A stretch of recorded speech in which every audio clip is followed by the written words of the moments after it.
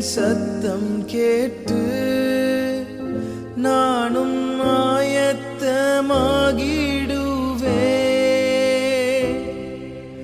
அழைப்பின் சத்தம் கேட்டு நானும் ஆயத்தமாகிடுவே.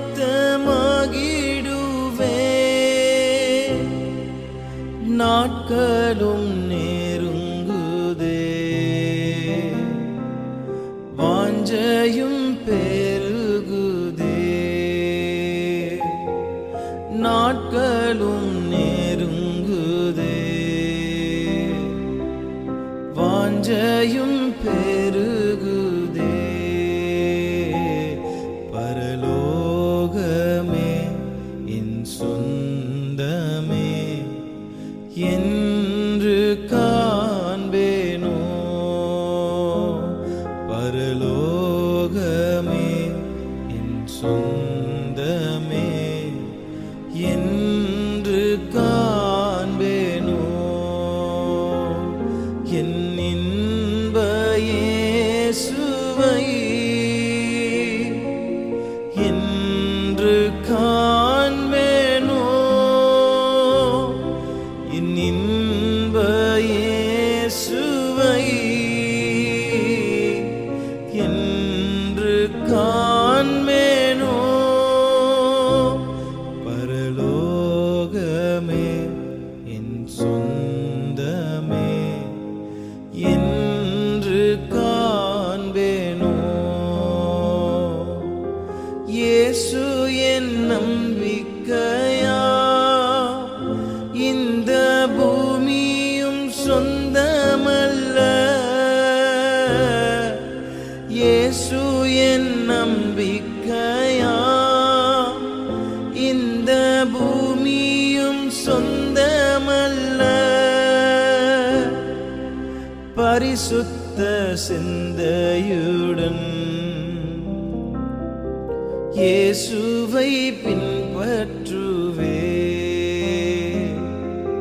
பரிசுத்த சிந்தையுடன் இயேசுவை பின்பற்றுவே.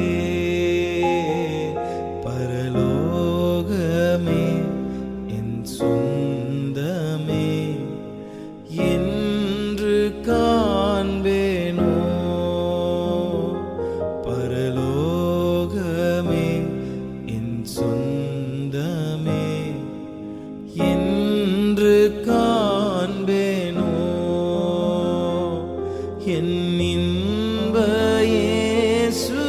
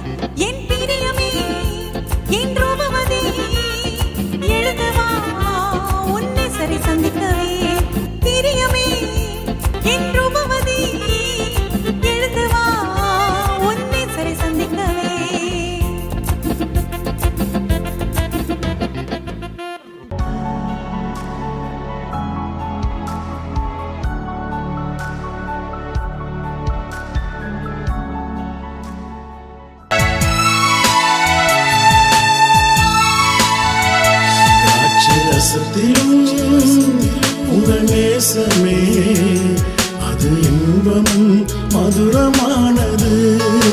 திராட்சை ரசத்திலும் உங்கள் நேசமே அது இன்பமும் மதுரமானது. சாரோனின் ரோஜா பள்ளத்தாக்கின் லீலி என்னையும் கவர்ந்து கொண்டவரே, தம் நேசத்தால் என்னையும் கவர்ந்து கொண்டவரே. நேசர் என்னுடையவர், நான் என்றென்றும் அவருடையவன்.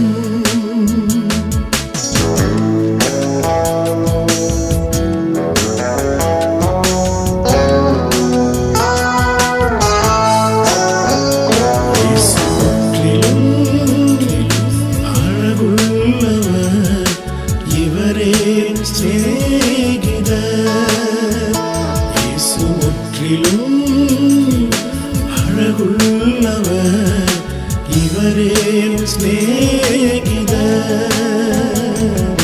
சாரோனின் ரோஜா பள்ளத்தாக்கின் லீலி என்னையும் கவர்ந்து கொண்டவரே, தம் நேசத்தால் என்னையும் கவர்ந்து கொண்டவரே. என்னுடையவர், நான் என்றென்றும் அவருடையவன்.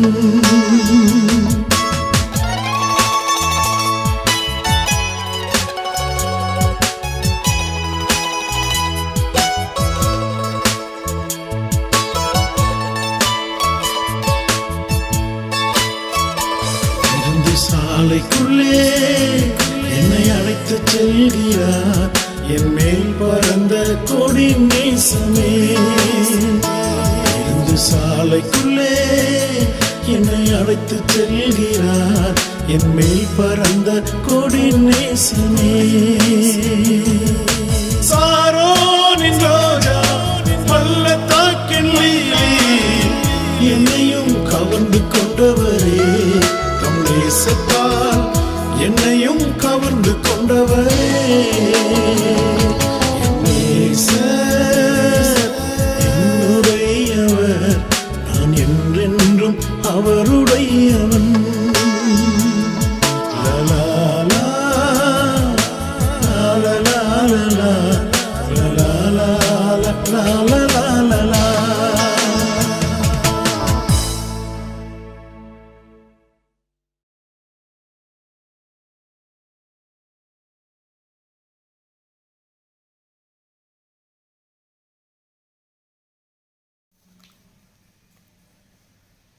ஆண்டவராகிய இயேசு கிறிஸ்துவின்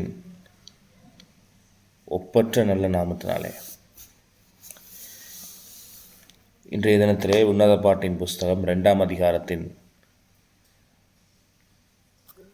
பிற்பகுதி, அதாவது 10 முதல் நேற்று வரைக்கும் தியானித்தோம். இன்றைக்கு 11லேருந்து 17 அந்த 2ஆம் அதிகாரம் முடிய நாம் தியானிக்க போகிறோம்.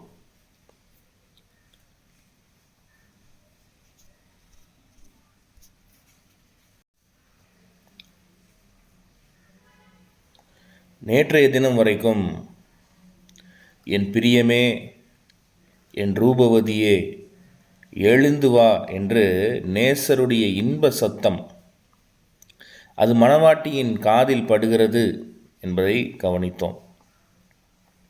இன்று ஆத்மநேசர் என்னென்ன காரியங்களை சொல்லி அவளை எழுந்து வா என்று அழைக்கிறார் என்று பார்க்க போகிறோம்.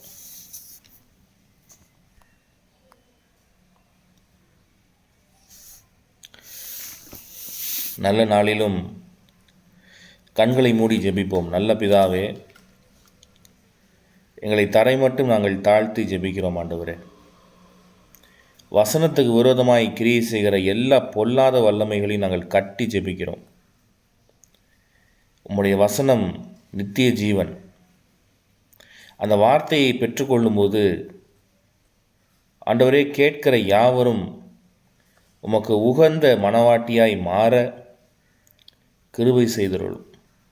பிசாசு எந்த விதத்திலும் வசனத்தை நெருக்கி போட்டு விடாதபடி ராஜ்யத்தின் வசனத்தை பொல்லாங்கானவன் கேட்கிற ஜனங்களுடைய இருதயத்திலிருந்து பறித்து கொண்டு போய்விடாதபடிக்கு நீர் அதை இருதயத்திலே உத்தமமாய் காத்து வசனமாகிய விதை வளர்ந்து அது கனி கொடுக்க எங்களுக்கு உதவி செய்தருளும். பேசுகிற என்னை மறைத்து நீர் வெளிப்படும். ஆண்டவரே, எனக்கு பேச தெரியாது, நான் திக்குவாயும் மந்தனாவும் உள்ளவன், பேதையான புறா. கர்த்தாவே, உடைய சமூகத்தில் என்னை தாழ்த்துகிறேன். பரிசுத்த ஆவியான ஒரு கரத்தில் என் நாவை பிரதிஷ்டை பண்ணுகிறேன். நான் வாயை மாத்திரம் அசைப்பேன், நீர் என் நாவிலிருந்து பேசும். துதிகன மகிமையெல்லாம் உமக்கே செலுத்துகிறேன். மீட்பரும் இரட்சகருமாகிய இயேசு கிறிஸ்துவின் பரிசுத்த நாமத்தில் பிதாவே, ஆமேன். தேவஜனமே, இன்றைய நாளிலும் நாம் தியானிக்க போகிற பிற்பகுதி, தயவுசெய்து எல்லாருமே வேத புஸ்தகத்தை எடுத்து கையில் வைத்து கொள்ளுங்கள். ஏன்னா தொடர்ந்து வாசித்து கொண்டே போகிற காரியங்கள் அநேகமாக இருக்கும். அந்த ஃப்ளோ உங்களுக்கு அந்த கண்டினியூட்டி விட்டு போயிடும். எனவே தயவுசெய்து வேத புஸ்தகத்தை எடுத்து வைத்து கொள்ளுங்கள். 2வது ரவுண்டு நாம் கர்த்தருக்கு சித்தம் உண்டானால் மீண்டும் அந்த உன்னத பாட்டை தியானிக்கும் போது ஒவ்வொரு வரிக்கும் 1 மணி நேரம் 2 மணி நேரங்கள் கர்த்தர் ரொம்ப ஆழத்தில் கொண்டு போகும்படி நான் ஒரு ப்ரெசன்டேஷன் போட்டு அருமையான படங்கள்லாம் அதில் கொடுத்து நீங்கள் காணும்போது ரொம்ப இன்பமாய் உங்களுக்கு நோட்ஸ்லாம் எடுத்து வைத்து கொள்றதுக்கு வசதியாய் நான் ஒரு கேன்வாவில் போட்டு அந்த ப்ரெசன்டேஷனாக நான் கொடுப்பேன். இந்த லென்த்து காலங்களில் தயவுசெய்து வேதத்தை கையில் எடுத்து வைத்து கொள்ளுங்கள். இல்லைனா நான் கண்டினியூஸாக வாசிக்கும்போது நான் என்ன வார்த்தையை சொல்லுகிறேன் என்று உங்களுக்கு அது புரியாமல் போக அதிக சந்தர்ப்பங்கள் இருக்கும். அதாவது நேற்றைய தினத்தில் என்ன பார்த்தோம் அப்படின்னா, என் நேசர் என்னோடு பேசி, என் பிரியமே, என் ரூபவதியே, எழுந்து வா. அப்போது ஒரு மணவாளன் மணவாட்டியின் மீது கொள்ளுகிற நேசம் எப்படிப்பட்ட நேசம்? ஒரு கல்யாணம் ஃபிக்ஸ் ஆகிருக்கு அப்படின்னு சொன்னால் அந்த மணவாட்டி அந்த மணவாளனை பார்க்க வேண்டும், அந்த மணவாளன் வீட்டுக்கு சென்று வாழ வேண்டும், அந்த மணவாளனுக்கும் அந்த மணவாட்டியை உடனடியாக அழைச்சிட்டு வரணும் என்கிறதான அந்த ஒரு ஆர்வம், அந்த ஆசையும் இருக்கும். இப்போ இங்கே ஆத்தும மணவாளன் என்ன சொல்கிறாரு? என் பிரியமே, என் ரூபவதியே, நீ எழுந்து பரலோகம் வா. என்னென்ன காரியங்களை அவர் சொல்லுகிறார் பாருங்க. 11ஆம் வசனம், உன்னத பாட்டின் புஸ்தகம் 2ஆம் அதிகாரம் 11ஆம் வசனம், பக்கம் 802, பேஜ் நம்பர் 802. அதில் சொல்லுகிறார், இதோ மாரி காலம் சென்றது, மழை பெய்து ஒளிந்தது. கிருபையாக இப்போ நான் மழை பெஞ்சிட்ருக்கு வெளியில். நான் இந்த வசனத்தை எடுக்க கர்த்தர் கிருபை செய்திருக்கிறார். கர்த்தருடைய பரிசுத்த நாமத்துக்கு ஸ்தோத்திரம் உண்டாவதாக. அப்போ சொல்கிறாரு, இதோ மாரி காலம் சென்றது, மழை பெய்து ஒளிந்தது. அப்போ சகரியா தீர்க்கதரிசியின் புஸ்தகம் 10ஆம் அதிகாரம் 1 வசனத்தில் பின்மாரி காலத்து மழைக்காக கர்த்தரிடத்தில் வேண்டிக் கொள்ளுங்கள் என்று சகரியா தீர்க்கதரிசி எழுதுகிறான். அப்போ மாரிக்காலம் சென்றது என்று சொல்லி மாரிக்காலம்னு மழை பெய்கிறதை கர்த்தர் எதற்கு ஒப்பனையாய் சொல்லுகிறார்? பின்மாரி காலத்து பரிசுத்தாவியின் அபிஷேகம் ஊற்றப்படுகிறதற்கு ஒப்பனையாய் சொல்லுகிறார். அடைமழை பெய்வது போல அடைமழையாய் பரிசுத்தாவியானவர் இன்றைக்கு கேட்கிற யாவருக்கும் வழங்கப்பட்டு கொண்டிருக்கிறார். ஒரு பழைய ஏற்பாட்டு காலத்தில் பார்த்தீங்கன்னா பரிசுத்தாவின் அபிஷேகம் யாருக்கும் கிடையாது, ஒரு சில பேருக்கு மாத்திரம்தான். ஆனால் இந்த புதிய ஏற்பாட்டு பிள்ளைகளாகிய நாம், உடன்படிக்கையின் சுதந்திரவாளிகளாகிய நமக்கு பரிசுத்தாவின் அபிஷேகம் கொடுக்கப்பட்டு கொண்டே இருக்கிறது. நீங்கள் எவ்வளவு கேட்டாலும் பரிசுத்தாவின் அபிஷேகம் உங்களுக்கு கொடுக்கப்படும். அப்போ ஆண்டவர் சொல்கிறாரு மணவாட்டியை பார்த்து, அபிஷேகம் பெற்றதற்கான காலம் முடிந்து போயிற்று. எப்போ முடிந்து போயிற்று? கடைசி 7 வருஷங்கள் வரப்போகிறது. அந்தி கிறிஸ்து ஆளப்போகிற கடைசி 7 வருஷங்கள் வருவதற்கு கொஞ்சம் முன்னால் மணவாட்டிக்கு இந்த காரியத்தை சொல்கிறார். மணவாளியே, என் பிரியமே, என் ரூபவதியே, நீ எழுந்து வா. எதனால் எழுந்து வர சொல்லுகிறார்? முதல் காரணத்தை சொல்கிறாரு, மாரிக்காலம் சென்றது, மழை பெய்து ஒளிந்தது, பரிசுத்தாவின் அபிஷேகத்தை நீ பெற்று விட்டாய். பரிசுத்தாவின் அபிஷேகம் ஒரு மழை பெஞ்சு ஒளிந்த பிறகு சூரியன் உதிக்கும், வானவில் தோன்றும். அதுபோல் மழைக்கு ஒரு காலம் உண்டு, அது மழை பெஞ்சு ஒளிஞ்சிருச்சுன்னா அடுத்த சீசன் ஆரம்பிக்க போகுதுன்னு அர்த்தம். அப்போ பரிசுத்தாவின் அபிஷேகம் முடிய போகிறது. அப்போ பரிசுத்த ஆவியானவர் மீண்டும் எப்படி பெந்தகோஸ்தே நாளிலே இறங்கி கீழே வந்தாரோ அதே போல மீண்டும் கர்த்தருடைய ஆவியானவர் மணவாட்டி சபையை எடுத்துக்கொண்டு அவர் பரலோகத்துக்கு பறக்க போகிறார். ஒரு நோவாவை எடுத்து பாருங்க, அவன் என்ன செய்கிறான், அந்த வெள்ளத்தை கர்த்தர் அனுப்பும்போது புறாவை எடுத்து அவன் வெளியே விடுறான். அந்த புறா என்ன செய்து, சுற்றி திரிந்து ஒரே ஒரு ஒலிவ கிளையை பறித்து கொண்டு திரும்ப வருது. அந்த நோவா பிதாவாகிய தேவனுக்கு ஒப்பனையாய் சொல்லப்பட்டிருக்கிறான். அவன் அனுப்பின அந்த புறா பரிசுத்தாவியானவருக்கு ஒப்பனையாய் சொல்லி, ஏன்னா கர்த்தருடைய ஆவியானவர் புறாவின் ரூபம் கொண்டு இயேசு கிறிஸ்து மேல் இறங்கினார்னு வாசிக்கிறோம். அப்போ அது ஒலிவ கிளையை பறித்து கொண்டு திரும்ப நோவாவிடத்தில் வந்தது. அதே போல் கர்த்தருடைய ஆவியானவர் ஒலிவ கிளையாகிய மணவாளியை பறித்து கொண்டு திரும்ப எங்கே வரப்போகிறார், பிதாவின் சமூகத்துக்கு கொண்டு போகிறார். எப்படி ஒரு எலியேசர் போய் ரெபேக்காளை அழைத்து கொண்டு மீண்டும் கானானில் இருக்கிற ஈசாக்கிட்ட போனானோ, அந்த எலியேசர் ஒரு பரிசுத்தாவிக்கு ஒப்பனையாய் சொல்லப்படுகிறான். அந்த ரெபேக்காள் மணவாட்டியாகிய சூலமித்தி நமக்கு ஒப்பனையாய் சொல்லப்பட்டிருக்கிறாள். அப்போ தான் சொல்கிறாரு, பரிசுத்தாவியானவருடைய காலம், அந்த பின்மாறி காலம் நிறைவு பெற்றுவிட்டது. ஏன்னா அந்தி கிறிஸ்துவின் காலத்தில் பரிசுத்த ஆவியானவர் பூமியில் இருக்க மாட்டார். எனவே it is the right time for you to arise and come up to heaven. இதுதான் சரியான தருணம். நீ எழுந்து பரலோகத்துக்கு வா. இதற்கு மேலே நீ பூமியில் இருக்க வேண்டாம். இதற்கு மேலே நீ பூமியில் இருந்தேன்னு சொன்னால் மிருகமாகிய அந்தி கிறிஸ்து உன்னை பீறி போட்டு என்றென்றைக்கும் உன்னை அக்னி கடலிலே கொண்டு போய் விடுவான். அதாவது சொல்கிறாரு, என் பிரியமே, என் ரூபவதியே, நீ எழுந்து வா.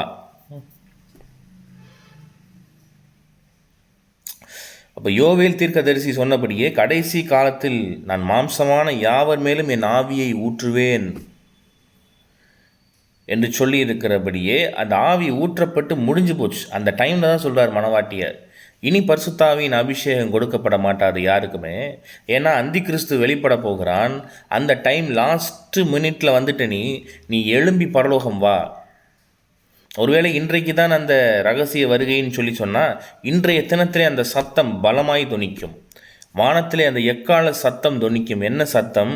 இதோ என் பிரியமே, என் ரூபவதியே, எழுந்துவான்னு சொல்லுகிற அந்த இன்ப சத்தம், அந்த எக்கால சத்தம் பயங்கரமாய் மத்திய ஆகாயத்திலே தொனிக்கும் போது மணவாட்டி திருச்சபை உயிரோடு கூட பரலோகத்துக்கு போயிடும். பரலோகத்துக்கு போன அடுத்த நொடி அந்தி கிறிஸ்துவாகிய கேட்டின் மகன் உள்ளே நுழைவான். அப்போ முதல் காரணம் என்ன சொல்கிறாரு, பரிசுத்தாவியானவர் கொடுக்கப்பட்டு முடிச்சு போச்சு.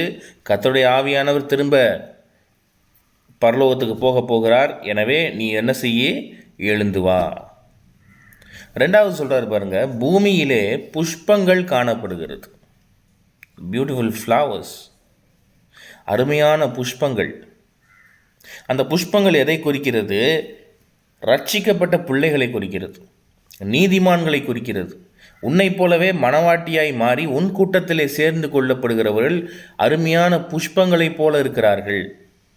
அவங்களையும் அழைச்சிட்டு வா. நல்ல அடையாளமாக என்ன சொல்லலான்னா, சமாரிய பெண்ணை சொல்லலாம். சமாரிய பெண் என்ன செய்கிறாள்? அவளுக்கு தான் கர்த்தர் தன்னை குறித்து பேசுகிறார்.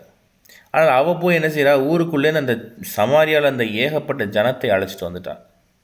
அப்போ அவங்களெல்லாம் புஷ்பங்கள், கர்த்தருக்கு உகந்தவர்கள். அந்த யோவான் 4ஆம் அதிகாரத்தில் பார்த்தீங்கன்னா, அநேகர் இயேசு கிறிஸ்துவினே மேல் விசுவாசம் வைத்தார்கள் சமாரியாவிலேன்னு சொல்லப்பட்டிருக்கு. அப்போ இவளைப் போலவே ஒரு நல்ல மலராய் மாறின மற்ற மலர்களையும் கர்த்தர் ஒப்பிட்டு சொல்கிறாரு, பூமியிலே புஷ்பங்கள் காணப்படுகிறது, நீ அவங்களையும் அழைச்சிட்டு வா. ரெண்டாவது, உன்னைப் போலவே அவங்க மணவாட்டியாக இருக்கணும். அந்த புஷ்பங்களும் மணவாட்டியாய் சில புஷ்பங்கள் இருக்கிறது, நீ அழைத்து கொண்டு வா, உன் கூட்டத்திலே சேர்த்துக்கொள். அது சொல்கிறாரு, குருவிகள் பாடும் காலம் வந்தது. அருமையான பாடல்கள் எத்தனையோ கேட்டு முடிச்சாச்சு. எவ்வளவு இன்பமாய் கத்தரை பாட முடியுமோ, சங்கீதக்காரன் இன்பமாய் தாவீது கத்தரை பாடினான். அவனை விட இன்பமான பாடல்கள்லாம் இந்த காலத்தில் வந்தாயிடுச்சு. அதான் குருவிகள் பாடும் காலம். பாட்டு பாடி கத்தரை ஆராதிக்கிற பிள்ளைகளை ஆண்டவர் என்ன சொல்கிறாரு? குருவிகள்னு சொல்கிறார். குருவிகள் பாடும் காலம் வந்தது. அடுத்து சொல்கிறாரு, காட்டுப்புறாவின் சத்தம் நமது தேசத்தில் கேட்கப்படுகிறது. இந்த காட்டுப்புறாவின் சத்தம் என்ன? இரகசிய வருகையை குறித்த இந்த உன்னத பாட்டின் உபதேசம்தான் காட்டுப்புறாவின் சத்தம். காட்டுப்புறா எப்பவுமே என்ன செய்யுமாம்? காட்டிலிருந்து அது கூவுற அந்த சத்தம் நகரம் வரைக்கும் கேட்கும், அவ்வளவு தொனிக்கும். அதுபோல் இந்த உன்னத பாட்டை கத்தர் உங்களுக்கு தொனிக்க செய்து கொண்டிருக்கிறார். என்ன துணிக்க பண்ணுறாரு? உன்னத பாட்டில் இரகசிய வருகை, அந்தி கிறிஸ்து வெளிப்படும் முன்னே சபையாய் மணவாட்டியாய் நாம் மாறி கர்த்தருடைய ராஜ்யத்துக்கு போக வேண்டும் என்கிறதான இந்த சத்தம், இந்த நேசரின் சத்தம், இந்த காட்டுப்புறாவின் சத்தம் எங்கே கேட்குதாம்? தேசம் முழுக்க கேட்கிறது. தேசம் முழுக்க கேட்கிறது. அப்போ மணவாட்டியாய் இன்றைக்கு எத்தனையோ பேர் மாறிக்கொண்டு வருகிறார்கள், அந்த தகுதியை அடைந்திருக்கிறார்கள். இன்றைக்கு நீங்களும் நானும் அந்த தகுதியை அடைந்திருக்கிறோமா என்று சொல்லி நம்மை நாமே உய்த்து பார்க்கணும். அப்போ அதான் சொல்கிறேன், இது என் நேசருடைய சத்தம்னு 8ஆம் வசனத்தில் மணவாளி சொன்னாலே, அந்த மணவாளனுடைய இன்ப சத்தம் எதை குறித்து தொனிக்குது? இந்த இரகசிய வருகையை குறித்து தொனிக்கிறது. என் பிரியமே, என் ரூபவதியே, நீ என்ன செய்? எழுந்துவான்னு சொல்கிறார். அடுத்து சொல்கிறாரு, அத்திமரம் காய் காய்த்தது. இது ரொம்ப முக்கியமான ஒரு வரி. 13ஆம் வசனத்தில் அத்திமரம் காய் காய்த்தது. அத்திமரம் என்று சொல்லப்படுவது இஸ்ரவேல் தேசத்தை குறிக்கிறது. இஸ்ரவேல் தேசம்தான் அந்த அத்திமரம். இயேசு கிறிஸ்து அத்திமரத்தை சபித்தார் என்று சொல்லப்பட்டிருக்கு. அது எதற்கு ஒப்பனை? இயேசு கிறிஸ்துவின் ரட்சிப்பு அவர்களுக்கு கிடைக்காதபடி கர்த்தர் அந்த அத்திமரமாகிய இஸ்ரவேலை சபிக்கிறார். பேதுரு சொல்லும்போது சொன்னார், அத்திமரத்தை ரபி நீர் சபித்தீரே, அது பட்டு போயிற்றே. இஸ்ரவேல் 2000 வருஷமாய் பட்டு போய் கிடந்தது. இயேசு கிறிஸ்துவுக்கு பிற்பாடு இஸ்ரவேல் சிதறடிக்கப்பட்டது. இஸ்ரவேல் 2000 வருஷங்களுக்கு மேலாக இஸ்ரவேல் என்கிற ஒரு தேசமே இப்போ தான் ஃபார்ம் ஆச்சு. 1948 திரும்ப அவங்க வந்தாங்க. ஆனால் எத்தனையோ தலைமுறைகள் 1000 2000 வருஷமாய் அவங்க எங்கே போயிட்டாங்க அப்படின்னு சொன்னால், கிட்டத்தட்ட 1948 வரைக்கும் இஸ்ரவேல் ஜனங்கள் நாடோடிகளாய் உலகம் முழுக்க சிதறடிக்கப்பட்டார்கள். அந்த அத்திமரமாகிய இஸ்ரவேல் அழிக்கப்பட்டு போயிடுச்சு. இன்றைக்கி இஸ்ரவேலுக்கு அந்த டைமில் குடியேறின முகமதியர்கள் இன்றைக்கும் இஸ்ரவேல் எங்களுக்கு சொந்தம் என்று சொல்லி ஒரு பெரிய போரை நடத்தி கொண்டே வராங்க. அது பேர் தான் மிடில் ஈஸ்ட் கான்ஃப்ளிக்ட். கிழக்கத்திய பிரச்சனை இதுதான். இஸ்ரவேல் ஜனங்கள் கர்த்தரை மறுதலித்து எத்தனையோ முறை சிறையிருப்பில் சென்றது உண்மை. இயேசு கிறிஸ்துவையும் அவர்கள் மறுதலித்ததினாலே அவங்க எங்கே போயிட்டாங்க? உலகம் முழுக்க சிதறடிக்கப்பட்டு போய்விட்டார்கள். நித்திய ஜீவனையும் இழந்து போனார்கள். அதான் மத்தேயுல சொல்கிறாரு, ராஜ்யத்தின் புத்திரரோ புறம்பான இருளிலே தள்ளப்படுவார்கள். ஆனால் நாம் கிழக்கிலிருந்து மேற்கிலிருந்து வடக்கிலிருந்து தெற்கிலிருந்து வந்து ஆபிரகாம் ஈசாக்கு யாக்கோபோடு கூட பரலோக ராஜ்யத்திலே பந்தி இருக்கிறோம். நம்மை கர்த்தர் என்ன செய்திருக்கிறார்? மணவாட்டியாய் மாற்றி இருக்கிறார். ஆனால் ஒரிஜினல் மணவாட்டிக்கு நிலைமை என்ன? உலகம் முழுக்க சிதறடிச்சு போக கர்த்தர் விட்டுட்டார். ஆனால் 1948 திரும்ப அவங்க இஸ்ரவேலுக்கு வராங்க. அதுதான் அத்திமரம் காய் காய்த்தது. இதுவரைக்கும் பட்டு போயிருந்த அந்த அத்திமரம் காய்க்க ஆரம்பிச்சிருச்சு அப்படின்னு சொன்னாக்க, உலகத்துடைய முடிவு பகுதிக்குள்ளாய் காலடி எடுத்து வைக்க ஆரம்பித்து விட்டோம் என்று அர்த்தம். எப்போ ஆரம்பித்தோம்? 1948 ஆரம்பிச்சிருச்சு. உலகத்தின் முடிவு 1948 ஆரம்பமாக ஆரம்பிச்சது. The beginning of the end. அந்த முடிவுடைய ஆரம்பம் 1948 ஆரம்பிச்சிருச்சு. அப்போதுலேருந்தே பிரசங்கியார்கள் ரொம்ப தீவிரமாய் பிரசங்கிக்க ஆரம்பித்தார்கள். உலகம் முடிய போகுது. ஏன்னா அத்திமரம் காய் காய்க்கிறது தான் முதல் அடையாளம். ஏன்னா கர்த்தர் அத்திமரத்தை சபித்தார். அது எதற்கு அடையாளம்? இஸ்ரவேல் சபிக்கப்பட்டு கிட்டத்தட்ட 1900 வருஷங்கள் அது நாடோடியாய் சுற்றிச்சு. ஆனால் திரும்ப 1948 யூதர்கள் இஸ்ரவேலர்கள் எல்லாருமே இஸ்ரேலுக்கு வந்து இஸ்ரேலை ஃபார்ம் பண்ணி அது ஒரு தேசமாய் ஃபார்ம் பண்ண பிறகுதான் இன்றைக்கு இஸ்ரவேல் கொடிகட்டி பறந்து கொண்டிருக்கிறது. இஸ்ரவேலில் 3வது ஆலயம் கட்டப்பட எல்லா காரியங்களும் துரிதமாய் ஓடிக்கொண்டிருக்கிறது. ஆக நாம் இரகசிய வருகைக்கு பயங்கரமாய் ஆயத்தப்பட வேண்டும். பயங்கரமாய். அதனால தான் இந்த லென்த்து நாட்களை கர்த்தர் நமக்கு தந்திருக்கிறார். உன்னத பாட்டையும் நாம் திரும்ப தியானிக்கிறோம் கர்த்தருடைய பெரிய கிருபையினாலே. அப்போ வருகை மிக சமீபம், இரகசிய வருகை மிக சமீபம். அப்போ அத்திமரம் காய் காய்த்துருச்சு என்று சொன்னாலே அப்போதுலேருந்து இப்போ வரைக்கும் வருகை மிக மிக மிக மிக சமீபம். இந்த லென்த்து நாட்களுக்கு பிறகு வருகை மிகவும் சமீபம். ஆக இரகசிய வருகையிலேயே கர்த்தருடைய ராஜ்யத்துக்குள்ளே நுழைய நம்மை நாமே 100% தகுதிப்படுத்தி கொள்ள வேண்டும். அது சொல்கிறாரு, அத்திமரமாகிய இஸ்ரவேல் காய் காய்த்தது. அடுத்து சொல்கிறாரு, திராட்சை கொடிகள் பூ பூத்து வாசனையும் பரிமரிக்கிறது. இந்த திராட்சை கொடிகள் என்று சொல்லப்படுது யாருன்னா, இஸ்ரவேலையும் அநேகர் இயேசு கிறிஸ்துவை இன்றைக்கு ஏற்றுக்கொண்டு விட்டார்கள். அநேகர், எல்லாரும் இல்லை, அநேகர். நான் ஒரு யூடியூப் சேனலில் பார்த்தேன், ஜீசஸ் ஃபார் ஜூஸ் என்று சொல்லி யூதர்களுக்கு இயேசு கிறிஸ்துவை குறித்து அறிவித்து அநேக மெசாயானிக் ஜூஸ் இன்றைக்கி இஸ்ரேலில் இருக்கிறாங்க. அதுதான் திராட்சை கொடிகள் பூ பூத்து வாசனையும் பரிமளிக்கிறது. இஸ்ரவேல் ஒரு திராட்சை செடிக்கு ஒப்பனையாய் சொல்லப்பட்டிருக்கிறது. சங்கீதக்காரன் சொல்கிறான், நீர் எகிப்து தேசத்திலிருந்து திராட்சை கொடியை கொண்டு வந்து இந்த தேசத்திலே நீர் நிலைநாட்டினீர்னு சொல்கிறான். அப்போ திராட்சை செடி என்னது? இஸ்ரவேலை குறிக்கிறது. ரட்சிக்கப்பட்ட இஸ்ரவேல் நீதிமான்களை குறிக்கிறது. இயேசு கிறிஸ்துவை ஏற்றுக்கொண்ட மெசாயானிக் இஸ்ரவேலர்களை அது குறிக்கிறது. அதான் சொல்கிறார். முதல்ல என்ன சொல்கிறாரு? அத்திமரம் காய் காய்த்தது. அதாவது இஸ்ரவேல் தேசம் திரும்ப ஃபார்ம் ஆயிடுச்சு. ரெண்டாவது, இஸ்ரவேலில் நீதிமான்கள் இயேசு கிறிஸ்துவை ஏற்றுக்கொள்ளுகிற மக்கள் பெருகிவிட்டார்கள். அதனால் மீண்டும் சொல்லுகிறார், எல்லா அடையாளங்களும் நிறைவேற ஆரம்பிச்சிருச்சு, முடிவு வந்து விட்டது. என் பிரியமே, என் ரூபவதியே, நீ எழுந்து வா.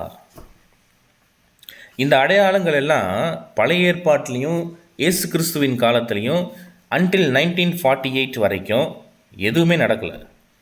ஆனால் ஆஃப்டர் 1948 கர்த்தர் சொன்ன தீர்க்க தரிசனங்கள் வெகு சீக்கிரமாய், வெகு துரிதமாய் அது நடந்துக்கிட்டே வருது. முடிவு மிக மிக சமீபம். இரகசிய வருகை மிக மிக சமீபம். எனவே இதை கேட்டுக்கொண்டிருக்கிற தேவ ஜனமே, நீங்களும் நானும் இன்றைக்கு இரகசிய வருகை வந்தாலும் கர்த்தருடைய ராஜ்யத்துக்குள்ளே நான் நுழைவேன், என் மணவாளியே என்கிற அந்த பட்டத்தை நான் ஜெயிப்பேன்னு சொல்லி இன்றைக்கு ஒரு தீர்மானத்தை நாம் எடுக்க வேண்டும். உலகத்தில் எத்தனையோ ஆசீர்வாதங்களை கர்த்தர் தருகிறார். அதெல்லாம் ரெண்டாவது. பரலோக நித்தியத்தை நாம் இழந்து போனோம்னு சொன்னால் என்றென்றைக்கும் உள்ள அக்னி கடலிலே போய் விழுவோம். எனவே இது ஒரு எச்சரிப்பின் தேவ செய்தியாய் கர்த்தர் உங்கள் மத்தியிலே கொண்டு வருகிறார். கர்த்தருடைய நாமத்துக்கு ஸ்தோத்திரம். அடுத்து 14ஆம் வசனத்தை பாருங்கள். சொல்கிறாரு, கன்மலையின் வெடிப்புகளிலும் சிகரங்களின் மறைவிடங்களிலும் தங்குகிற என் புறாவே, உன் முகரூபத்தை எனக்கு காண்பி, உன் சத்தத்தை நான் கேட்கட்டும். உன் சத்தம் இன்பமும் உன் முகரூபம் அழகுமாயிருக்கிறது என்றார். அப்போ முதல்ல என்ன சொல்கிறாரு? மணவாளியை வர்ணிக்கிறார். மணவாளியை உயர்ந்த ஆசீர்வாதமாய் பேசுகிறார். எப்படி பேசுகிறாரு? கன்மலை வெடிப்புகளிலே அந்த மணவாளி இருக்கிறாள், சூலமித்தியால் இருக்கிறாள். கன்மலை, அந்த கன்மலை கிறிஸ்துவே என்று பவுல் எழுதுகிறார். அப்போ கன்மலை வெடிப்பு என்ன? அவருடைய காயங்கள். அந்த காயங்களுக்குள்ளே சிகரங்களின் மறைவிடங்களிலும், அதான் எனக்கு ஒத்தாசை வரும் பர்வதங்களுக்கு நேராக என் கண்களை ஏறெடுக்கிறேன். சிகரம், மலைகள் எல்லாம் ஒன்று தான். அப்போ ஒத்தாசை வருகிற கர்த்தருக்கு நேராக எப்போதும் கண்களை ஏறெடுத்து கொண்டிருக்கிற மணவாளி இயேசு கிறிஸ்துவின் காயங்களுக்குள்ளாகவே அவள் தங்கியிருக்கிறாள். அதான் கண்மலை வெடிப்புகளிலும் சிகரங்களின் மறைவிடங்களிலும் தங்குகிற என் புறாவே. அப்போ இந்த மணவாளி இந்த ரெண்டையும் தவிர்த்து வேற எங்கேயும் தங்குவதில்லை. அசுத்தமான பாவத்தில் தங்குவதில்லை, பிசாசின் வீட்டில் தங்குவதில்லை, விக்கிரக ஆராதனையிலே தங்குவதில்லை, அந்நிய தெய்வத்தை நாடுவதில்லை, குடிவெறியை நாடுவதில்லை, துர் உபதேசங்களுக்கு செவி கொடுப்பதில்லை. அவள் தன்னைத்தானே காத்து கொள்ளுகிறாள். அதெல்லாம் நம்மளை தாக்கிடக்கூடாது.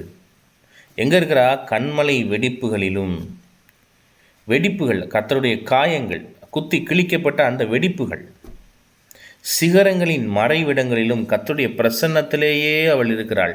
சங்கீதம் 91:1 உன்னதமானவரின் மறைவிடத்தில் இருக்கிறவன், அதான் சிகரங்களின் மறைவிடங்களிலே தங்குகிற என் புறாவே. அப்போ இந்த புறாவாய் அவள் இருக்கிறாள். புறாவாய் இருந்தாலும் புறாவை கெடுக்க எத்தனையோ கழுகுகள் அங்கே சுற்றி கொண்டிருக்கும். நாம் புறாவை ஒரு நாள் மாறிட்டோம் அப்படின்னா வாழ்நாள் முழுக்க புறாவாக இருந்துருவோங்கிற கேரண்டி கிடையாது. இந்த புறாவை கொத்த எத்தனையோ காகம் சுற்றும், எத்தனையோ கழுகுகள் சுற்றும். அதெல்லாம் பிசாசின் ஆவிகள். எத்தனையோ துஷ்ட மனிதர்கள் புறாவை வேட்டையாட வேடர்களாய் வருவார்கள். அருமையான என்னோடு கூட இருந்த எனக்கு கர்த்தரை குறித்து சொன்ன ஒரு அருமையான என்னுடைய சிநேகிதன், அவன் வாழ்க்கையிலே அவன் சில பின்மாற்றங்களுக்கு இடம் கொடுத்ததினாலே, அவன் நேசித்த ஒரு பெண்ணை இழந்து போனதினாலே பிசாசானவன் அவனுக்கு கர்த்தர் மேல் கோபத்தை உண்டு பண்ணினான்.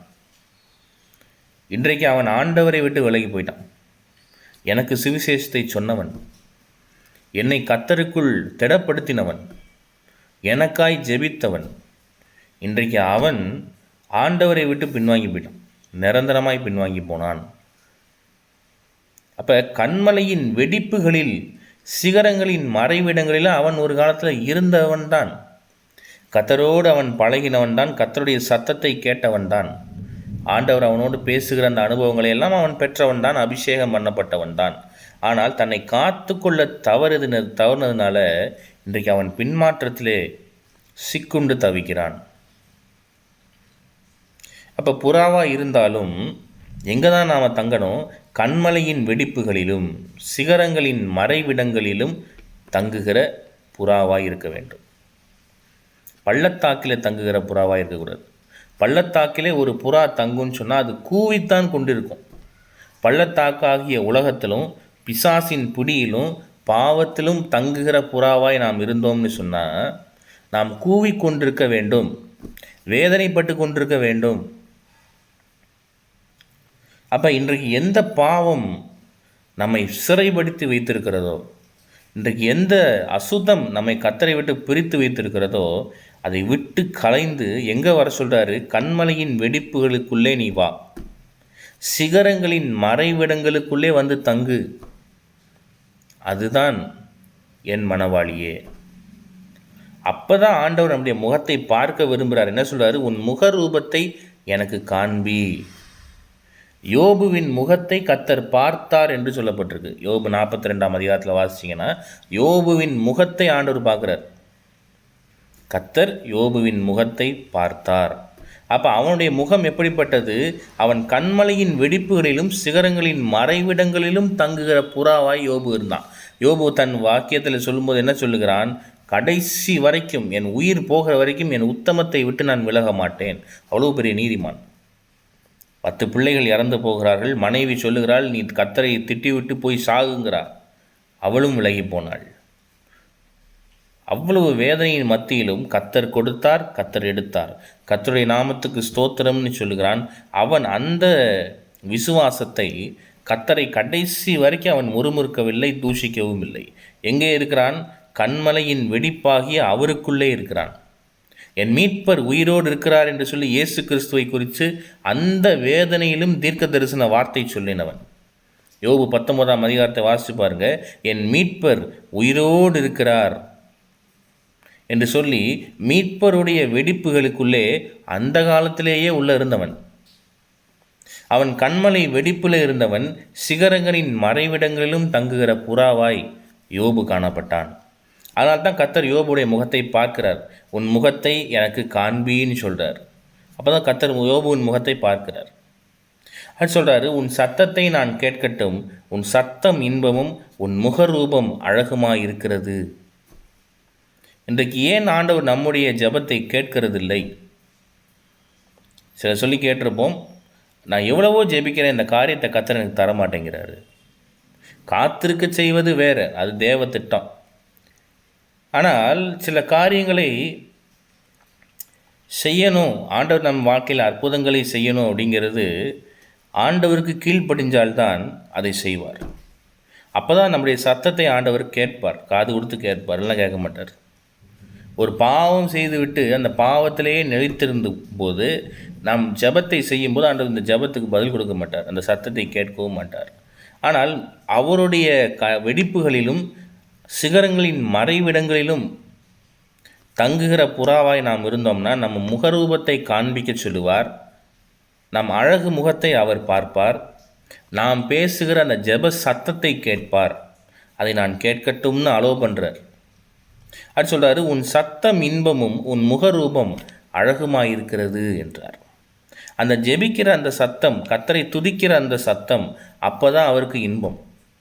ஒரு பாவத்தோடு கூட நாம் ஜெபித்தோம்னு சொன்னால் அது அவருக்கு இன்பம் அல்ல. பாவத்தை இருதயத்தில் வச்சுக்கிட்டு கர்த்தரை துதிச்சோம்னா அது அவருக்கு இன்பம் அல்ல. ஆண்டவர் விரும்பாத ரகசிய பாவங்கள், ஆண்டவர் விரும்பாத காரியங்களெல்லாம் நம்ம வாழ்க்கையில் வச்சுக்கிட்டு விடமாட்டேன்னு முரட்டாட்டம் பண்ணிக்கிட்டு ஆண்டவரேன்னு சொல்லி அந்நிய பாஷையில் 10 மணி நேரம் நீ ஜெபம் பண்ணாலும் கர்த்தர் நம்முடைய ஜெபத்தை கேட்க மாட்டார். ஒரு நாள் முழுக்க நான் உபவாசம் பண்ணாலும் கர்த்தர் ஜெபத்தை கேட்க மாட்டார். ஆண்டவர் விரும்பாத அக்கிரமங்கள், பாவங்கள் எதுவாக இருந்தாலும் அதை முதல்ல விடணும். விட்டால் தான் நம்முடைய சத்தத்தை கேட்பார், நம்முடைய முகத்தையும் பார்ப்பார். பார்த்து உன் முகரூபம் அழகாக இருக்கிறது என்று சொல்லுவார். தான் 14ஆம் வசனம். 15ஆம் வசனத்தை பார்ப்போம். திராட்சை தோட்டங்களை கெடுக்கிற குழி நரிகளையும் சிறு நரிகளையும் நமக்கு பிடியுங்கள் அப்படின்னு சொல்கிறார். அப்போ இந்த திராட்சை தோட்டங்கள், மணவாளியை ஒரு திராட்சை தோட்டமாய் பார்க்கிறார்.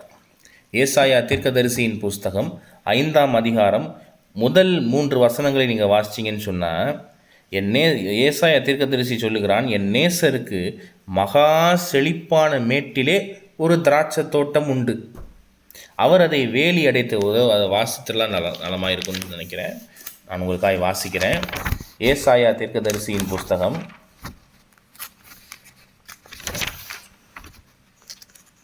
5ஆம் அதிகாரத்துக்கு என்னோடு கூட திருப்பிக் கொள்ளுங்கள்.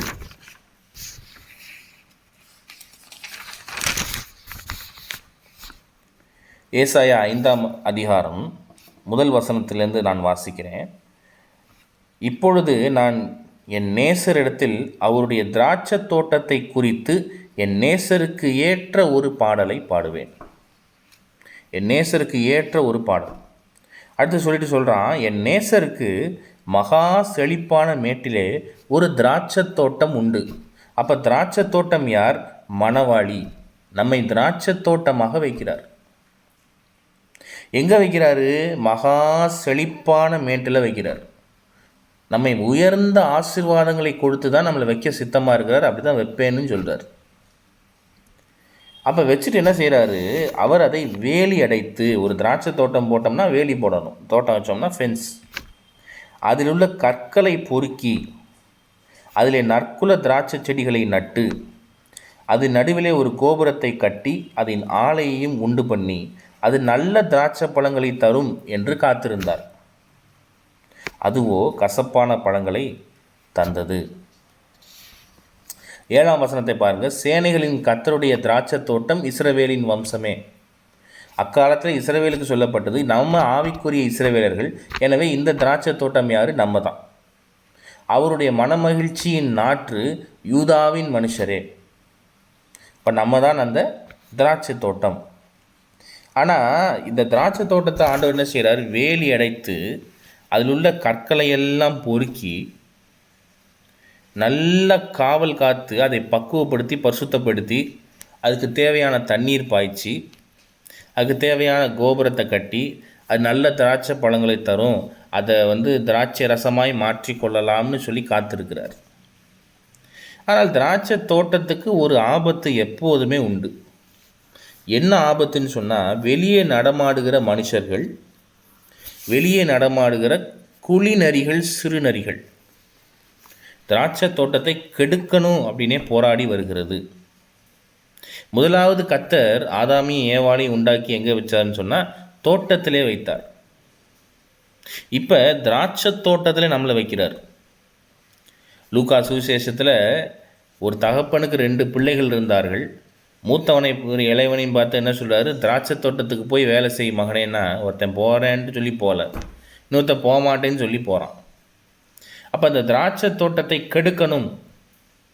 ஒரு ஆகாபின் நாட்களிலே அவன் நாபோத்தின் திராட்சை தோட்டத்தை எடுத்து கொள்ளும்படி நாபோத்தை ஆகாபு கொலை செஞ்சு போட்டான். அப்போ குளிநரி சிறுநரிகள் அசுத்த ஆவிகளுக்கும் அசுத்தமான மனுஷர்களுக்கும் அது அடையாளம். அது எப்போதுமே திராட்சை தோட்டத்தின் மேலே இவைகளுக்கு ஒரு கண் இருந்துகிட்டே இருக்கும். இது கர்த்தர் உண்டு பண்ணின திராட்சை தோட்டம், இது உயர்ந்த நற்குற திராட்சை செடி, இதை எப்படியாவது அழித்து போட வேண்டும். இயேசு கிறிஸ்துவை ஏற்றுக்கொண்ட பிள்ளைகளை அழித்து நரகத்துக்கு கொண்டு போவேன் என்று கங்கணம் கட்டி கொண்டு பிசாசானவன் அலைகிறான். அசுத்த ஆவிகளும் அலையுது. ஏதாவது ஒரு வழியில் ஊழியக்காரனை உழ வைக்க வேண்டும், ஏதாவது ஒரு வழியில் விசுவாசிகளை நரகத்துக்கு கொண்டு போயிடணும். குளிநரி என்று சொன்னால் அது திராட்சை தோட்டத்துக்கு இந்த ஃபென்ஸ் ஆண்டவர் போட்டு வச்சிருக்கிறார், வேலி. அது என்ன செய்யுமா, வெளியிலேருந்து குழியை தோண்டி தோண்டி தோண்டி தோண்டி ஆழமாய் உள்ளே வந்து திராட்சை தோட்டத்துக்கு மேலே அப்படி குழியை பறித்து மேலே எழும்பி கனிகளை கடித்து திங்கும். இது எதுகளுக்கு அடையாளம்? இச்சைகளை கொண்டு வருகிற ஆவிகளுக்கு அடையாளம். நீ பூரணமாய் மனம் திரும்பவில்லை என்று சொன்னால் அந்த பழைய இச்சைகள் எப்படியாவது வேலியை தாண்டிக்கிட்டு குழியில் அடியில் நுழைஞ்சு திருப்பி மேலே வந்துடும். எத்தனை பேர் ரட்சிக்கப்பட்ட பிறகும் சில பாவங்களை விட முடியவில்லை என்று சொல்லுவார்கள். அது என்ன காரணம்? குளிநரி என்ன செய்யும், நாம் வேலி அடைக்கப்பட்ட பிறகும் அந்த வேலிக்கு நேராக வர முடியாது. வந்தால் பரிசுத்தாவின் அக்னி அந்த பிசாசை சுட்டரித்து போட்டுரும். ஆனால் எப்படி வரும்? குழியை தோண்டிட்டு அடியில் பூந்து உள்ளே வரும். அதான் குளிநரி. சில ஆவிகள் உள்ளுக்குள்ளே அப்படியே பதுங்கி உட்காந்து. அந்த குளிநரி என்ன செய்யுமா, இந்த திராட்சை தோட்டத்துக்கு வெளியும் உள்ளேயும் ஒரு சின்ன அண்டர் கிரவுண்ட் மாதிரி பெரிய ஹோல் தோண்டி வச்சுருக்கோம். அதை கண்டுபிடிக்கவே முடியாது. அந்த குளிநரி உள்ளே பதுங்கி இருக்குங்கிறதே தெரியாது. சில மக்களுடைய வாழ்க்கையை பாருங்கள், பிசாசு உள்ளே இருக்கும் அப்படிங்கிறதே தெரியாது. அவங்க நினச்சிட்டு இருப்பாங்க பிசாசு நம்ம வாழ்க்கையில் இல்லைன்னு சொல்லி. ஆனால் குளிநரி போல் அது பதுங்கி இருக்கும். அதை கர்த்தருடைய ஆவியானவர் மாத்திரம்தான் அதை சுட்டரித்து போட முடியும், அதை அழிக்க முடியும். சில தொடர்ந்து உடல் உபாதைகள், தொடர்ந்து பிரச்சனைகள், தொடர்ந்து போராட்டங்கள், தொடர்ந்து சமாதானம் இல்லை, குடும்பத்தில் சண்டை இல்லை, வருமானம் இல்லை, ஏதோ ஒரு காரியம் நெகட்டிவாக நடக்குது அப்படின்னா வாழ்க்கையில் பிசாசுகள் இருக்கிறது என்று அர்த்தம். அது குளிநரி போல் உள்ளே செயல்பட்டு கொண்டிருக்கிறது. அதை கண்டுபிடிக்கவே முடியாது. சில வீட்டில் ஹஸ்பண்ட் ஒய்ஃப் அடிச்சுக்கிட்டே இருப்பாங்க, சண்டை போட்டுக்கிட்டே இருப்பாங்க, பிரிவினைகள் வந்து கொண்டே இருக்கும், துர்மரணங்கள் வந்து கொண்டே இருக்கும், வியாதிகள் வந்து கொண்டே இருக்கும், கடன் பிரச்சனை தீரவே தீராது, வேலை கிடைக்கவே கிடைக்காது, இல்லை அவங்க பாவத்தை செய்து கொண்டே இருப்பாங்க, துன்மார்கராக இருந்து கொண்டே இருப்பாங்க. நான் சில சாட்சிகளை கேட்டிருக்கிறேன். ஒரு குறிப்பிட்ட நாளில் திருநெல்வேலி மாவட்டத்தில் ஒரு சாட்சி இப்படி நான் கேள்விப்பட்டேன். ஒரு அருமையான குடும்பம், கிறிஸ்தவ குடும்பம். ஆனால் அவங்க குடும்பத்தில் பார்த்தீங்கன்னு சொன்னால் ஒரு குறிப்பிட்ட நாள், ஒரு குறிப்பிட்ட தேதி வரும்போது குடும்பத்தில் இருக்கிறவர்கள் ஒவ்வொரு வருஷமும் மரித்து கொண்டே வருவார்களாம். அப்போ அது ஒரு குளிநரி, உள்ளுக்குள்ளே இருக்கிற ஒரு சாபமாகிய குளிநரி, பிசாசு கொண்டு வந்த சாபம். அது பின்னாட்களில் ஒரு ஊழியக்காரனை அழைத்து ஜெபித்த போது தான் ஆண்டவர் அதை வெளிப்படுத்தினாராம், என்ன காரணம் அப்படிங்கிறது. ஒரு குறிப்பிட்ட நாள் வரும்போது சாபம். அதாவது என்னுடைய குடும்பத்தில் நான் பார்த்துருக்கிறேன். சிலர் உடைய அம்மா வழி உறவில் இருந்த சிலர், ஒரு 5-6 பேர் எனக்கு பெரியம்மா சின்னம்மா முறைகள், ஒரு 5 சகோதரிமார்கள் இருக்கிறாங்க, அவங்க எனக்கு பெரியம்மா முறைகள். ஆனால் அந்த 5 பேருக்குமே திருமணமாகவில்லை. அது ஏன்னா அது ஒரு பரம்பரையாய் தொன்று தொட்டு வருகிற சாபம். அது ஒரு குளிநரியின் அனுபவம். இப்படி ஏராளமான காரியங்களை சொல்லிக்கொண்டே போகலாம். சிலருக்கு சில பிரச்சனைகளுக்கு ரீசனே தெரியாது. இப்போ நல்ல ஒரு உதாரணத்தை சொல்லணும்னு சொன்னால், அருமையான என்னுடைய அம்மா கொஞ்ச நாளைக்கு முன்னாடி பலவீனப்பட்டார்கள். ரத்தம் கம்மியாயிடுச்சுன்னு சொல்லி டாக்டர்ஸுடைய ரிப்போர்ட்டில் வந்தது. டாக்டர்களுக்கு எதுவுமே தெரியலை. நான் கன்சல்ட் பண்ண 2 டாக்டர்ஸும் சொன்னாங்க என்ன பிரச்சனை என்றே தெரியவில்லை. ரிப்போர்ட்டில் எல்லாம் நார்மல் இருக்குது, ஆனால் ஏன் ரத்தம் குறைவாக இருக்கிறது என்று என்னால் கண்டுபிடிக்கவே முடியல. இன்னொரு டாக்டர்கிட்ட கூப்பிட்டு போனோம், அவர் அப்படி தான் சொன்னார். ஆனால் எனக்கு அது தெளிவாய் தெரிஞ்சது, அம்மாவுடைய ஆத்துமாவிலே ஏதோ ஒரு பிசாசு குளிநெறியாக உட்கார்ந்து கொண்டிருக்கிறது.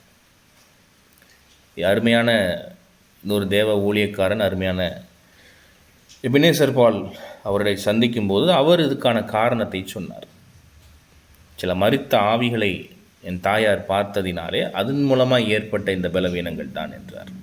அப்போது இதை ஒரு மெடிக்கல் வியூவில் உங்களால் குணமாக்க முடியாது. இதை எப்படி குணமாக்க முடியும்?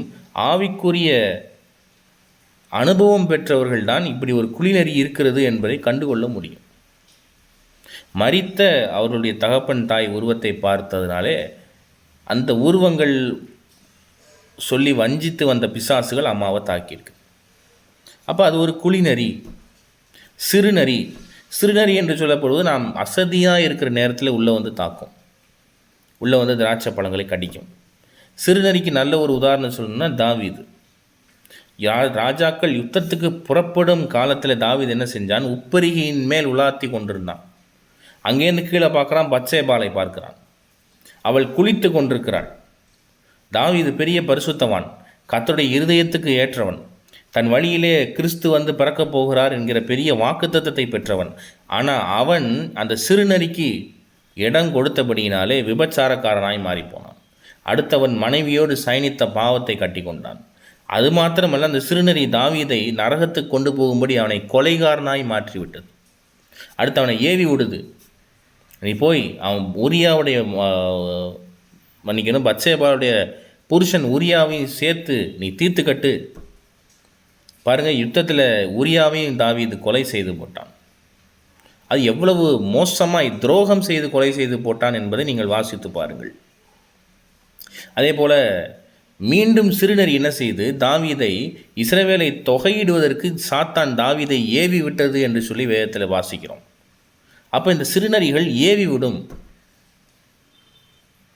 குளிநரி அமைதியாக உள்ளே வந்து உட்காந்து பதுங்கி இருக்கும், என்ன காரணம்னு கண்டுபிடிக்க முடியாது. சிறுநரிகள் என்ன செய்யும்? பாவம் செய்ய ஏவி விடும். அதாவது ரெண்டு வித்தியாசம், குளிநரிக்கும் சிறுநரிக்கும் வித்தியாசம் அதுதான். குளிநரினா உள்ளுக்குள்ளே உட்கார்ந்துருக்கும், அதை கண்டுபிடிக்கவே முடியாது, அதுதான் எல்லா குடைச்சலும் கொடுக்கும். சிறுநரிங்கிறது வெளியிலேருந்து வந்து ஏவி விட்டுக்கிட்டே இருக்கும், ஏவி விட்டு இடம் கொடுத்து உள்ளே வந்து காலி பண்ணும், அதுதான் சிறுநரி. அப்போ என்ன சொல்கிறாரு? திராட்சை தோட்டங்களை கெடுக்கிற குளிநரிகளையும் சிறுநரிகளையும் நமக்கு பிடியுங்கள். அது போல் பிடிக்கணும் வாழ்க்கையில். இன்றைக்கு நம்முடைய வாழ்க்கையில் குளிநரிகள் எங்கே பதுங்கி இருக்கிறது? சிறுநரிகள் எங்கே, எந்த வழியாய் உள்ள வருது? அதை கர்த்தருடைய ஆவியானவர் அவர் மட்டும்தான் அதை பிடிக்க முடியும். அபிஷேகம் பண்ணப்பட்ட தீர்க்கதரிசிகள் ஜெபிக்கும்போது கர்த்தருடைய ஆவியானவர் அதை பிடிக்க, அதை அழிக்க அவர் ஒருவரால் மாத்திரம்தான் முடியும்.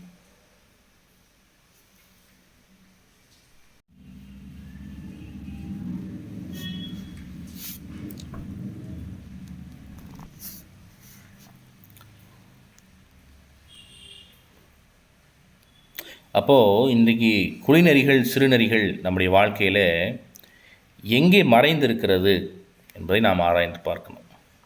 கர்த்தருடைய ஆவியானவர் நம்முடைய வாழ்க்கையில் பிசாசுகள் எந்த விதத்திலே எங்கே நுழைஞ்சு இன்னும் மறைஞ்சிருக்குது, எதன் வழியாய் உள்ளே வந்து நம்மை வேதனைப்படுத்துகிறது, பாவத்துக்கு நேராய் நரகத்துக்கு நேராய் நம்மை கொண்டு செல்கிறது என்பதை நாம் இன்றைக்கு ஆவியானவருடைய கரத்தில் ஒப்பு கொடுக்க வேண்டும். அவர் என்ன சொல்லுகிறாரோ அதன்படி உங்களுக்கு செய்யுங்கள் என்று சொல்லி வேதத்தில் மரியாள் சொன்னதைப் போல இயேசு கிறிஸ்து என்ன சொல்லி இருக்கிறாரோ அதன்படி செய்தால் மட்டுமே இந்த குளிநரியும் சிறுநரியும் நம்ம வாழ்க்கையை விட்டு அகன்று போகும். இல்லைனா இது உள்ளுக்குள்ளே இருந்து குடைச்சல் கொடுத்துக்கிட்டே இருக்கும். இதுதான் திராட்சை தோட்டத்துக்கு இருக்கிற ஒரு பெரிய ஆபத்து. இதுதான் அது சொல்கிறாரு, திராட்சை தோட்டங்களை கெடுக்கிற குளிநரிகளையும் சிறுநரிகளையும் நமக்கு பிடியுங்கள். அப்படின்னா நம்மளை விடுதலை கொடுக்க கர்த்தர் சித்தமாக இருக்கிறார். அந்த சித்தமாகிறதுக்கு எப்போ ஆண்டவர் விரும்புவார்னா, கண்மலையின் முந்தின வசனம், கண்மலையின் வெடிப்பொருளிலும் சிகரங்களின் மறைவிடங்களிலும் தங்குகிற புறாவாய் நாம் இருக்கும் பட்சத்தில் மட்டும்தான். மற்ற பட்சத்தில் இந்த குளிநரியும் சிறுநரியும் ஆண்டவராகவே பிடிச்சி அழித்து போட மாட்டார். கர்த்தருக்கு கீழ்ப்படிந்து கன்மலையின் வெடிப்புகளிலும் சிகரங்களின் மறைவிடங்களிலும் நாம் தங்கினால் ஒழிய இந்த பிசாசுகள்டேருந்து கர்த்தர் விடுதலையை கொடுக்கவே மாட்டார். அப்போ என்ன சொல்கிறாரு? நம்முடைய திராட்சை தோட்டங்கள் பூவும் பிஞ்சுமாய் இருக்கிறதே. அப்போ ஆண்டவருக்கு ஒரு கரிசனை இருக்குது திராட்சை தோட்டத்தின் மேலே. நம்ம மேலே ஒரு கரிசனை உண்டு. என்ன உண்டு? நம்ம பூவும் பிஞ்சுமாய் இருக்கிறோம். பிசாசுகள் நம்மை அழித்து போட்டுறக்கூடாது. ஏசாயா தீர்க்கதரிசி சொல்லும்போது சொல்லுகிறான், திராட்சை குலையிலே ரசம் இருக்கும்போது அதை அழிக்காதே என்று சொல்லுகிறவர். அப்போ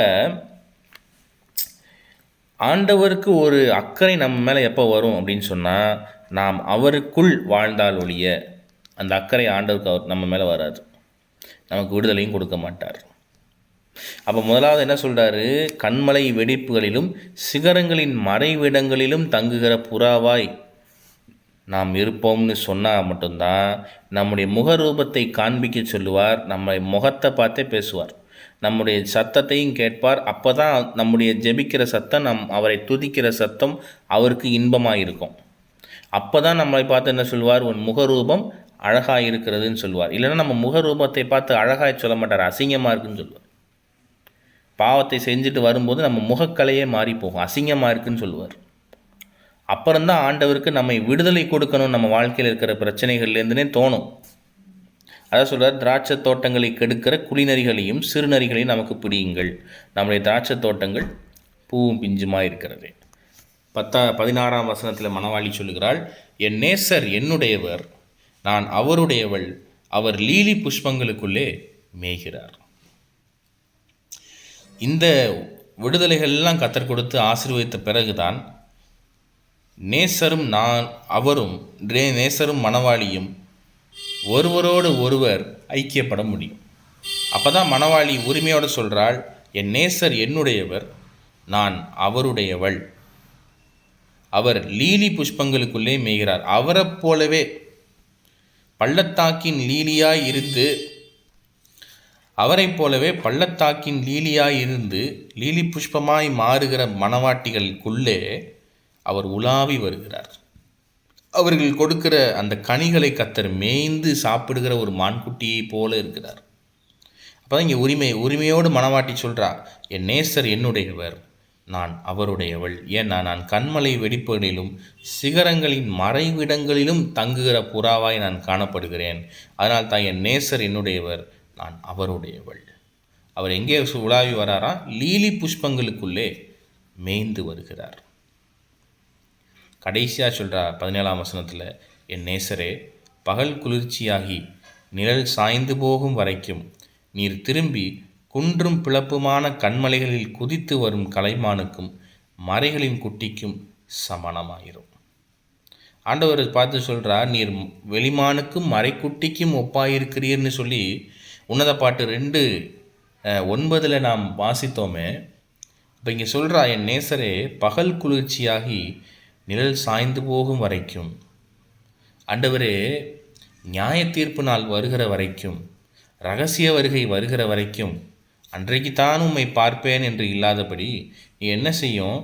நீர் திரும்பி குன்றும் பிளப்புமான கண்மலைகளில் குதித்து வரும் கலைமானுக்கும் மறைகளின் குட்டிக்கும் சமானமாய் துள்ளி துள்ளி குதித்து வந்து பரலோகத்திலிருந்து வந்து அனுதினமும் என்னை பார்த்துட்டு போங்க ஆண்டவரே என்று மணவாட்டி இந்த 17ஆம் வசனத்தில் சொல்லுகிறாள். நேசரை நித்திய ராஜ்யத்தில் நாம் நித்தியமாய் தரிசிக்கப் போவது உண்மைதான். ஆனாலும் மணவாட்டியாய் இருக்கிற நமக்கு ஒரு பெரிய ஆசை, நேசர் தினமும் வந்து முகமுகமாய் நம்மோடு பேச வேண்டும், அவருடைய அன்பை நமக்கு காண்பிக்க வேண்டும். அதுதான் இங்கே சொல்கிறா, பகல் குளிர்ச்சியாகி நிழல் சாய்ந்து போகும் வரைக்கும். பகல் என்று சொல்லப்படுவது த ப்ரெசன்ட் டைம், இப்போ இருக்கிற நேரம். நிழல் சாய்ந்து போகும் என்று சொல்லப்படுவது நியாய தீர்ப்பு. அது வரைக்கும் நீ என்ன செய்ய? திரும்பி அன்றைக்கு நியாய தீர்ப்பில் தான் உம்மை சந்திக்க முடியும், இல்லை ரகசிய வருகையில் தான் உம்மை சந்திக்க முடியும் என்று இல்லாதபடி அனுதினமும் உம்மை சந்திக்க, உம்மை பார்க்க எனக்கு கிருபை தாரும். ஒரு ஏனோக்கை பாருங்க, அவன் 300 வருஷம் தேவனோடு சஞ்சரித்து கொண்டிருந்த பிறகுதான் அவன் கர்த்தருடைய ராஜ்யத்துக்கு எடுத்துக்கொள்ளப்படுகிறான். தினமும் கர்த்தர் ஏனோக்கோடு முகமுகமாய் பேசினார் என்று சொல்லி தான் வேதத்தில் இருக்கிறது. அப்போ ரகசிய வருகையில் மாத்திரம்தான் நான் போய் நேசரை பார்ப்பேன் என்று இல்லாதபடி அனுதினமும் என் வாழ்க்கையிலே நேசரை நான் பார்க்க வேண்டும் என்கிற அந்த ஆவல் மணவாட்டி இங்கே சொல்லுகிறதை கவனிக்கிறோம். இதோடு உன்னத பாட்டின் புஸ்தகம் 2ஆம் அதிகாரம் நிறைவு பெறுகிறது. கர்த்தருடைய பெரிய தயவுனாலே கர்த்தருக்கு சித்தம் உண்டானால் தொடர்ந்து 3ஆம் அதிகாரத்தை நாளை தினத்திலே நாம் தியானிப்போம். கர்த்தர் உங்களை ஆசீர்வதிக்கட்டும். God bless you.